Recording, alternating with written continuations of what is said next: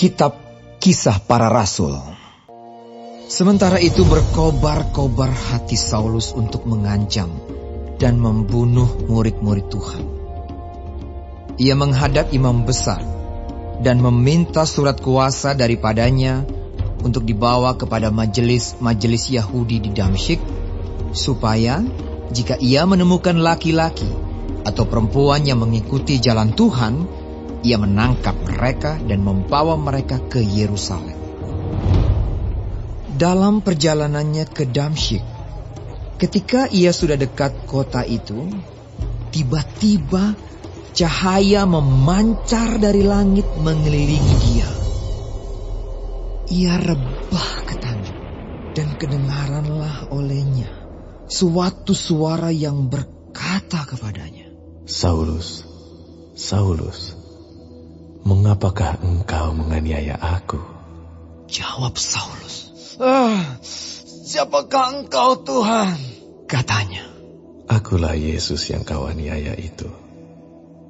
Tetapi bangunlah dan pergilah ke dalam kota. Di sana akan dikatakan kepadamu apa yang harus kau perbuat. Maka termangu-mangulah teman-temannya seperjalanan, karena mereka memang mendengar suara itu, tetapi tidak melihat seorang juga pun. Saulus bangun dan berdiri, lalu membuka matanya, tetapi ia tidak dapat melihat apa-apa. Mereka harus menuntun dia masuk ke Damsyik. 3 hari lamanya ia tidak dapat melihat, dan 3 hari lamanya ia tidak makan dan minum. Di Damsyik ada seorang murid Tuhan bernama Ananias. Firman Tuhan kepadanya dalam suatu penglihatan. Ananias, Jawabnya, Ini aku, Tuhan.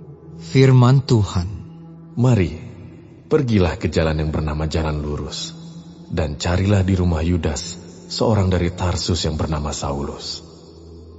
Ia sekarang berdoa, dan dalam suatu penglihatan, ia melihat bahwa seorang yang bernama Ananias masuk ke dalam dan menumpangkan tangannya ke atasnya, supaya ia dapat melihat lagi. Jawab Ananias, Tuhan, dari banyak orang telah kudengar tentang orang itu. Betapa banyaknya kejahatan yang dilakukannya terhadap orang-orang kudus-Mu di Yerusalem. Dan ia datang kemari dengan kuasa penuh dari imam-imam kepala untuk menangkap semua orang yang memanggil nama-Mu.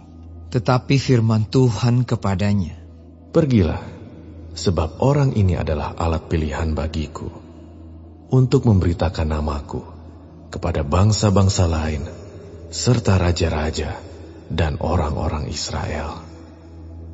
Aku sendiri akan menunjukkan kepadanya betapa banyak penderitaan yang harus ia tanggung oleh karena namaku.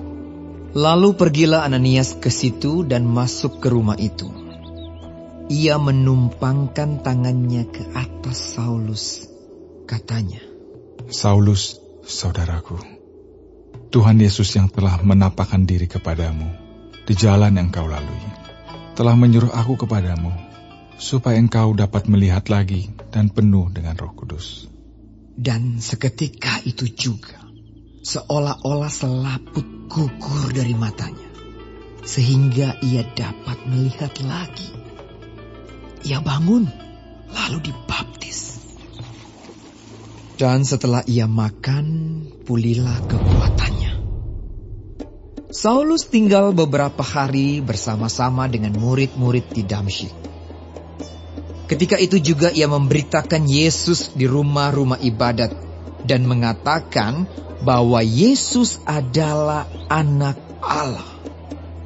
Semua orang yang mendengar hal itu heran dan berkata, Bukankah dia ini yang di Yerusalem mau membinasakan barang siapa yang memanggil nama Yesus ini?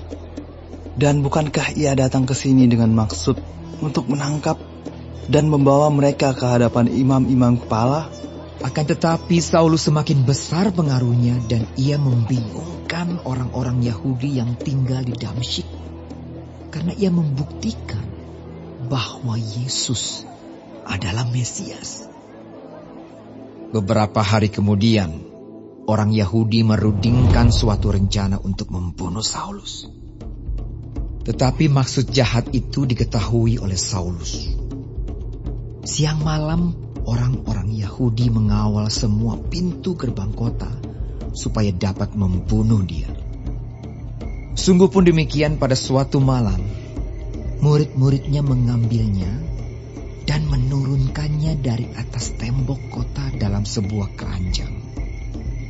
Setibanya di Yerusalem, Saulus mencoba menggabungkan diri kepada murid-murid. Tetapi semuanya takut kepadanya, karena mereka tidak dapat percaya bahwa ia juga seorang murid. Tetapi Barnabas menerima dia dan membawanya kepada rasul-rasul dan menceritakan kepada mereka bagaimana Saulus melihat Tuhan di tengah jalan dan bahwa Tuhan berbicara dengan dia, dan bagaimana keberaniannya mengajar di Damsyik dalam nama Yesus.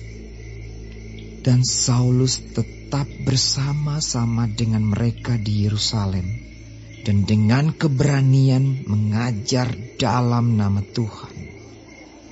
Ia juga berbicara dan bersoal jawab dengan orang-orang Yahudi yang berbahasa Yunani, tetapi mereka itu berusaha membunuh dia.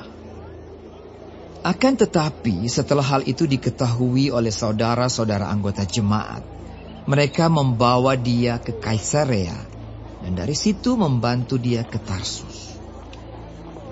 Selama beberapa waktu, jemaat di seluruh Yudea, Galilea, dan Samaria berada dalam keadaan damai.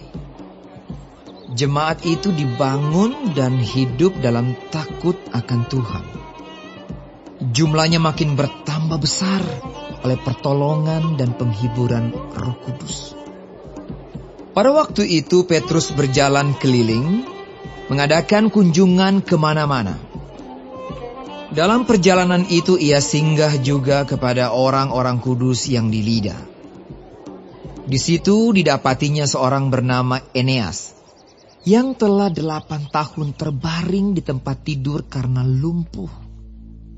Kata Petrus kepadanya, Eneas, Yesus Kristus menyembuhkan engkau.